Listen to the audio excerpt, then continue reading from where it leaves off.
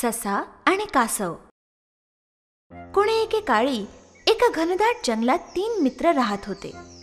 लांडगा, ससा आणि कासव. ते रोज एका ठिकाणी भेटत असत. लांडगा आणि ससा सगळ्यात आधी पोहोचायचे, तर कासव नेहमी उशिरा यायचे. ससा नेहमी कासवाची चेष्टा करायचा. एक दिवस, अरे किती रे आळशी तू, माझ्यासारखा वेगात धावायला शिक. हे ते कासव काय हरवेल मला? असं इतका गर्व? चला, एक धावण्याची शर्यत होऊन जाऊ दे. बघूया तुम्हा दोघात कोण जिंकतंय ते. ससा आणि कासवाने शर्यत मान्य केली. त्यांनी सुरुवातीचं आणि अंतिम स्थान निश्चित केलं. शर्यतीला सुरुवात झाली. ससा खूप वेगाने धावू लागला आणि कासव मात्र हळूहळू मागून येत होतं. ससा खूप घाईघाईत जोरात धावत होता, पण कासव मात्र हळू पण अतिशय निश्चयाने, एकाग्रतेने आपला मार्ग कापत होतं.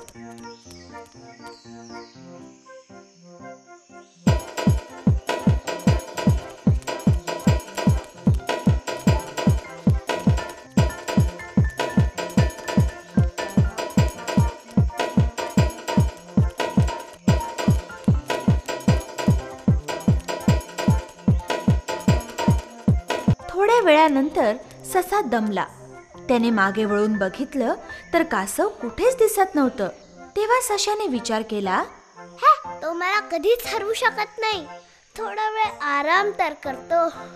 असा विचार करून एका मोठ्या झाडाच्या सावलीत ससा पहुडला आणि आरामात झोपी गेला. थोड्या वेळानंतर हळूहळू चालत कासव ससा झोपलेल्या ठिकाणी आलं. त्याने पाहिलं की ससा तर आरामात झोपला आहे, पण कासव मात्र थांबला नाही. हळूहळू आपल्या वेगाने त्याने आपली वाटचाल चालूच ठेवली.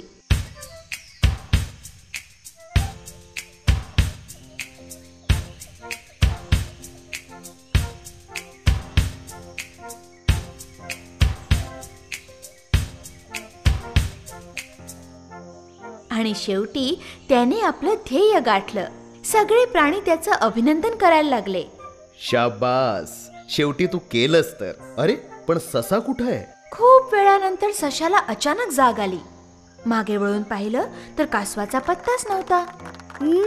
ते आळशी कासव तर कुठे दिसत सुद्धा नाहीये. माझ्याशी कोण जिंकू शकणार? ससा जोरात शेवटच्या स्थानाकडे धावू लागला.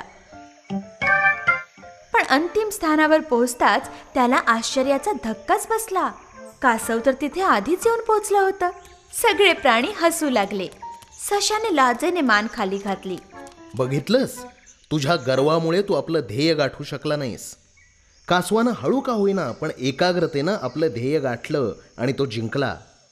कधी कोणाला कमी समजू नकोस आणि कोणाची चेष्टा करू नकोस, कळलं? एकाग्रता आणि दृढ निश्चयाने कोणतेही ध्येय गाठता येतं. आळशी पोपट. एका घनदाट जंगलात एका पिंपळाच्या झाडावर पोपटांचा थवा राहत होता. शिकारी कधी पोपट पकडायचा तर कधी त्यांची पिल्लं घेऊन जायचा. त्यामुळे एक दिवस त्या सर्वांनी दुसऱ्या जागी जाण्याचा निर्णय घेतला. खूप दूरवर त्यांनी एक ताडाचं झाड शोधून काढलं. ते झाड खूप उंच होतं, त्यामुळे शिकाऱ्याला चढणं खूप कठीण होतं. थव्याच्या नेत्याने सगळ्या पोपटांना घरटी बनवण्यास सांगितलं. सगळे पोपट नवीन जागा बघून खूप खुश होते आणि मोठ्या खुशीने गाणी गात होते. पण त्यांचा नेता मात्र सावध होता. तो अजूनही नवीन जागेची तपासणी करीत होता. अचानक त्याने त्या झाडाजवळ एक लहान वेल पाहिली. त्याने सगळ्या पोपटांना खाली बोलावलं. लवकर खाली या. या झाडाजवळची ही छोटी वेल आत्ताच्या आत्ता काढावी लागेल. सगळे पोपट आपापल्या घरट्यांमध्ये आराम करत होते. त्यांनी आपल्या घरट्यांमधूनच खाली उगवलेल्या वेलीकडे पाहिलं आणि ते नेत्याला बोलू लागले. सरदार, तुम्ही व्यर्थ चिंता करीत आहात. ही छोटीशी वेल आपला काय बिघडवणार? नेता ती वेल काढून टाकण्याची आवश्यकता सगळ्यांना समजावायला लागला. आज ही वेल नाजूक आहे, हिला काढून टाकणे सोपे आहे, पण नेहमीच ती एवढी छोटीशी राहणार नाही. थोड्याच दिवसानंतर ती वाढून जाडी आणि मजबूत दोरीसारखी बनेल. ती वेल वाढून पुढे शिकाऱ्यांचे झाडावर चढण्याचे साधन बनेल. मग ते सहज आपल्या घरट्यांपर्यंत पोहोचतील आणि मग अनर्थ होईल. म्हणून तिला आत्ताच काढून टाकायला हवे. सगळे पोपट आरामात आपापल्या घरट्यांमध्ये बसून राहिले. आपल्या करमणुकीमध्ये त्यांना कोणत्याच गोष्टीचा अडथळा नको होता. आपल्या नेत्याचं बोलणं ते रोज दुसऱ्या दिवसावर टाळत राहिले. टाळता टाळता पोपटांनी त्या वेलीला वाढू दिलं. काही दिवसांनंतर ती वेल वाढून मजबूत बनली. आता पोपटांनी त्या वेलीला काढण्याचा खूप प्रयत्न केला, परंतु त्यांना यश आलं नाही. आणि एक दिवस जसं त्यांच्या नेत्याने सांगितलं होतं तसंच झालं. एकदा एक शिकारी तिकडे आला. त्याने ती मजबूत वेल बघितली आणि त्या वेलीच्या सहाय्याने तो सहज झाडावर चढला. सगळ्या पोपटांच्या डोळ्यासमोर त्याने घरट्यांमधून त्यांची पिल्लं काढली आणि घेऊन गेला. सगळे पोपट फक्त बघत राहण्याशिवाय काहीही करू शकले नाही. या घटनेनंतर सगळे पोपट ते झाड सोडून निघून गेले. आपल्या नेत्याचे समजावणे न मानल्याबद्दल त्यांना खूप पश्चाताप झाला. पण आता खूप उशीर झाला होता. लहान लहान गोष्टीवर लक्ष देणं आवश्यक असतं. महान त्याग. एका घनदाट जंगलात एक माकडांची मोठी टोळी राहत होती. ते सारे मोठ्या आनंदात जगत होते आणि आपल्या राजावर खूप खुश होते. एक दिवस माकडांच्या राजाने सगळ्या माकडांना बोलावलं.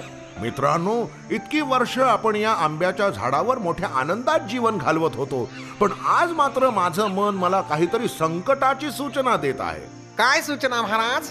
आजपर्यंत मनुष्याला आम्रफलाचा स्वाद माहित नाही, पण जर का त्यानं एकदा हा स्वाद घेतला तर आपल्यासाठी ती अत्यंत वाईट गोष्ट असेल. मग आपल्याला काय करायला हवं महाराज? एक उपाय आहे. आंब्याच्या झाडांच्या ज्या फांद्या नदीवर झुकलेल्या आहेत त्या सर्व फांद्यांवरून आंबे काढून घ्या.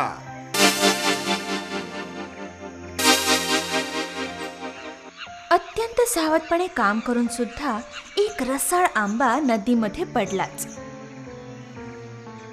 एका कोळ्याला माशांबरोबर तो आंबा नदीत मिळाला. अरे हे काय? कदाचित माझ्या मित्राला माहिती असेल. त्याने ते फळ आपल्या मित्राला दाखवलं. अरे हे बघ काय, हे मला माशांबरोबर नदीत मिळालं. मी चाखून बघितलं, खूप छान आहे. मी असे फळ आधी कधीच पाहिले नव्हते. मला वाटतं आपण हे फळ महाराजांना नेऊन दाखवूया. मला वाटतं तेच योग्य आहे. तो कोळी राजवाड्याकडे निघाला. हे काय आहे प्रधानजी? याला आम्रफल म्हणतात महाराज. हे अत्यंत मधुर आणि चविष्ट असते. असं? पण हे आंबे उगतात कुठे? दाट जंगलात मोठ्या झाडांवर उगवतात महाराज. ठीक आहे प्रधानजी, उद्या आपण तिकडे जाऊया. जाण्याची तयारी करा. जशी आज्ञा महाराज. दुसऱ्या दिवशी सकाळी राजा आपल्या सैनिकांबरोबर जंगलात जायला निघाला.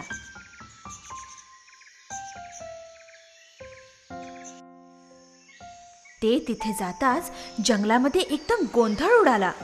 अस्वस्थ होऊन सगळी माकडं आरडाओरड करू लागली. अरे हे आवाज कसले? माकडे आहेत महाराज. सैनिकांना सांगा की आंब्यांबरोबर आज आम्ही माकडांचा मांस सुद्धा खाणार आहोत.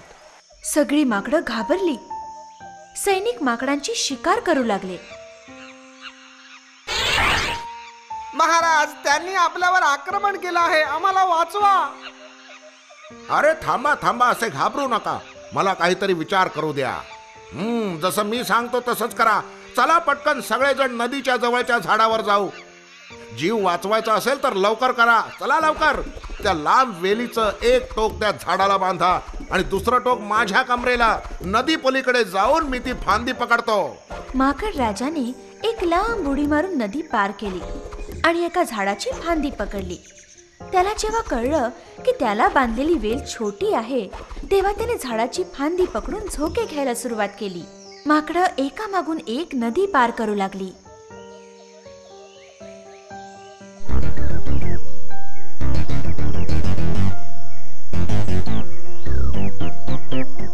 लवकर, मी खूप थकलो आहे. मी जास्त वेळ धरून ठेवू शकणार नाही. माकडांच्या त्या टोळीमध्ये एक क्रूर माकड राहत होतं. त्याला स्वतःला राजा बनायचं होतं. आता माझी राजा बनण्याची वेळ आली आहे. आता मला राजाला मारावंच लागेल. त्या क्रूर माकडाने पटकन नदी पार केली आणि झाडावर चढल्याबरोबर माकड राजाला जोरदार धक्का देऊन खाली पाडलं. सगळी माकडं ते भीषण दृश्य लांबून पाहत होती, पण त्याला वाचवायला कोणीही पुढे आलं नाही. माकड राजाचा हात सुटला. तो एका खडकावर जाऊन आपटला आणि त्याच्या डोक्याला जबरदस्त मार लागला. तिकडे नदीच्या दुसऱ्या किनाऱ्यावरून राजा सुद्धा हे सर्व दृश्य पाहत होता. चला त्या बिचाऱ्याची मदत करूया. स्वतःच्या जीवावर खेळून तू त्या सगळ्यांना वाचवलंस. ते तर माझं कर्तव्य होतं. ही काही फार मोठी गोष्ट नाही. तुला तर गंभीर जखम झाली आहे. ताबडतोब इलाज करायला हवा. नाही नाही, मला इथेच सोडून द्या. माझं मरण जवळ येत चाललं आहे. अरे अरे, तुला तर खूप वेदना होत असतील. मला माझी पर्वा नाही. मला खुशी आहे की माझे सर्व प्रजाजन सुरक्षित आहे. एवढं बोलून माकड राजाने प्राण सोडला.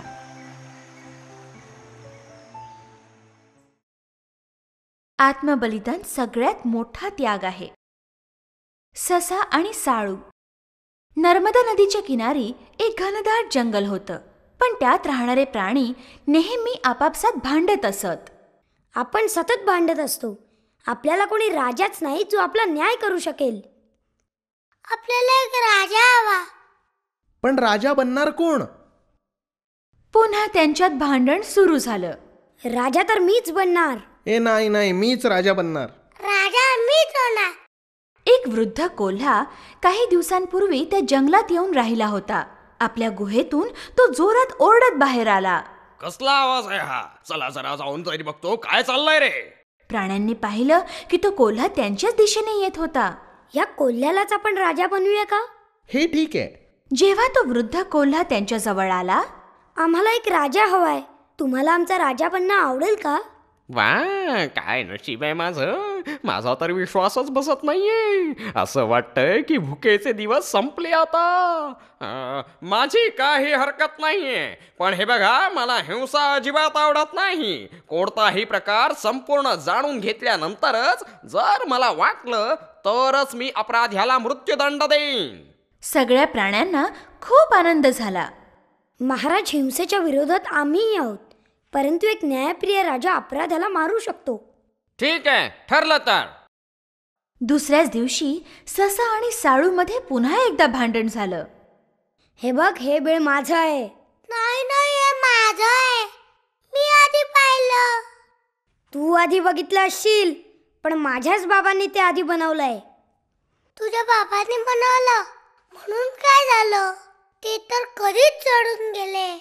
अच्छा, असं आहे तर चल आपण राजाकडे जाऊ. चल चल.